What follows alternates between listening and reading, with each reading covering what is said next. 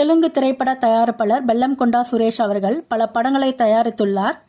தனது மகன் பெல்லம்-கொண்டா சாய் ஸ்ரீனிவாசை நாயகனாக அறிமுகப்படுத்தி 2014ஆம் ஆண்டில் அல்லுடு சீனு படத்தை தயாரித்தார். மகனை பிரம்மாண்டமாக அறிமுகப்படுத்த வேண்டும் என்ற நோக்கத்தில் பெரிய நடிகர்கள், தொழில்நுட்ப வல்லுநர்களை அப்படத்திற்கு அழைத்து வந்தார். மகனுக்கு ஜோடியாக முன்னணி நடிகையை நடிக்க கேட்டார். அப்போது பிரபலமாக இருந்த ஒரு நடிகை நடிக்க மறுத்துள்ளார்.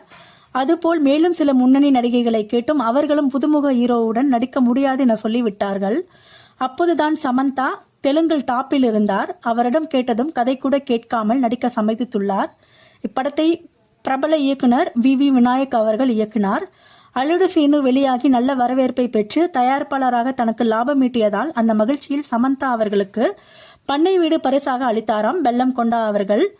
எனது மகனுடன் பிரபல நடிகைகள் பலரும் நடிக்க மறுத்த நிலையில் சமந்தா அவர்கள் மட்டுமே அப்போதிருந்த அவரது மார்க்கெட் இமேஜை தூக்கி